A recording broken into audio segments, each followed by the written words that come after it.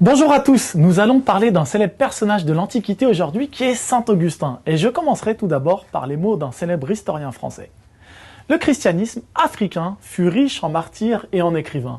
Tertullien, Arnobe, Cyprien, le plus grand de tous fut Augustin qui devint l'un des maîtres de la pensée occidentale pour de nombreux siècles. Issu d'une famille de Fagaste, Soucarras, évêque d'Hippone, père de l'Église, saint Augustin atteint une stature universelle qui transcende et sa province et l'Empire et son temps. Il n'est pas indifférent que le plus grand penseur de l'Occident latin, l'auteur de la Cité de Dieu et des Confessions, fut un berbère chrétien. Ce sont par ces mots que le grand historien Fernand Braudel nous présente saint Augustin dans son ouvrage « La grammaire des civilisations » publié en 1985. Saint Augustin est né en novembre 354 de notre ère à Fagaste, aujourd'hui Soucarras, dans l'actuelle Algérie. Il est l'un des pères de l'Église. Saint Augustin est probablement la personnalité qui a exercé le plus d'influence dans l'histoire du christianisme en Afrique, en Méditerranée, en Europe et dans le monde. Nous savons de par les sources que le père de saint Augustin était un romanisé de culture païenne. Sa mère, sainte Monique, était une amazighe, une berbère et chrétienne d'une grande piété. Il étudia ensuite à Carthage dans l'actuelle Tunisie. Durant sa formation, il s'intéresse à la philosophie grecque et à la culture romaine. Augustin étudia dans la ville de Mador, dans l'actuelle Algérie, là où il rencontrera Pulée, le célèbre auteur de l'Âne d'Or. Il étudia ensuite à Carthage, dans l'actuelle Tunisie. Durant sa formation, il s'intéresse essentiellement à la philosophie grecque et à la culture romaine. C'est au cours de l'un de ses postes d'enseignant à Milan, en Italie, qu'il fait la connaissance du célèbre évêque de la ville, Ambroise, qui contribuera à la transformation d'Augustin, et c'est en 386 qu'il va se convertir au christianisme. En 388, il revient à Tagaste, puis il s'installe à Hippone, l'actuelle Annaba, en Algérie. Il s'engage dans des batailles politiques et religieuses contre des différentes communautés chrétiennes qu'il cherchera à ramener dans le giron de sa doctrine durant de nombreuses années. Il va progressivement produire une œuvre qui va influer sur la sensibilité africaine et européenne et sur le christianisme.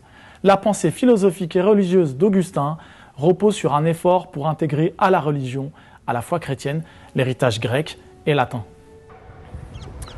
L'œuvre de saint Augustin est fondamentale dans l'espace méditerranéen. Il était chrétien, mais il se considérait avant tout comme un Africain, comme étant un amazigh.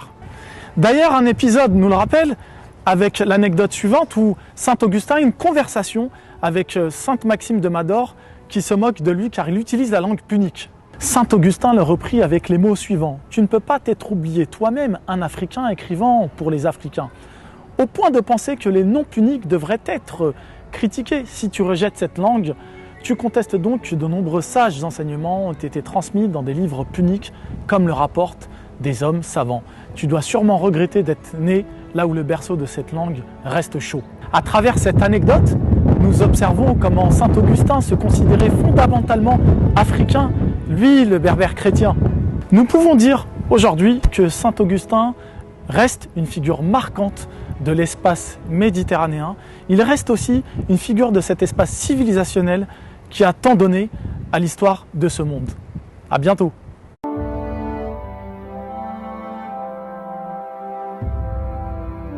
Avec la présence romaine en Afrique du Nord, le christianisme atteint les populations berbères pour jouer un rôle majeur dans leur histoire. Cependant, les Romains ne tolèrent pas la foi chrétienne. Ils considèrent cela comme une menace à la stabilité de l'Empire.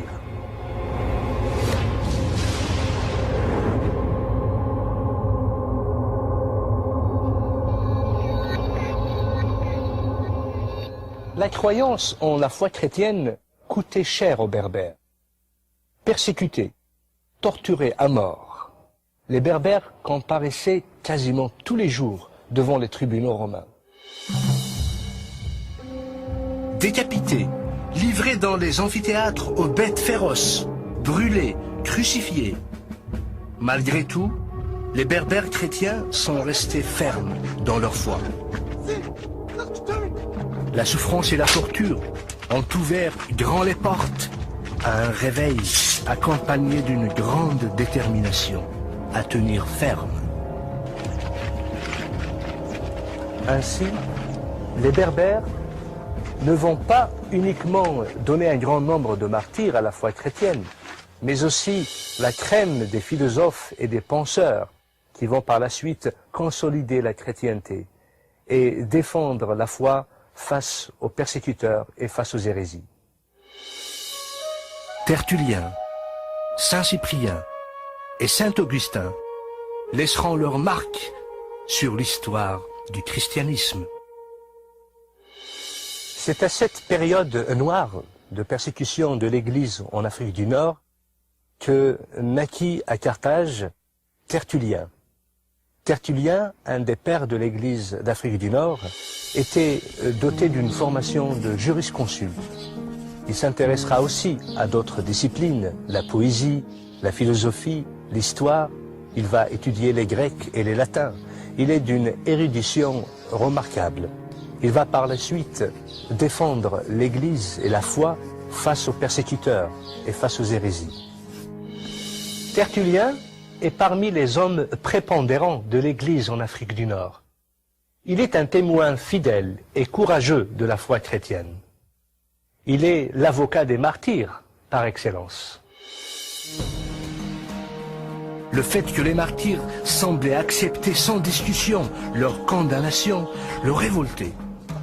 Il rompra avec cette soumission passive et contribuera ultimement à la défaite du paganisme. Tertullien se révoltera d'abord contre un paganisme d'État intolérant qui refusait le droit de citoyenneté aux chrétiens. Ensuite, contre une hiérarchie ecclésiastique qui faisait des concessions et se compromettait avec les puissances du siècle.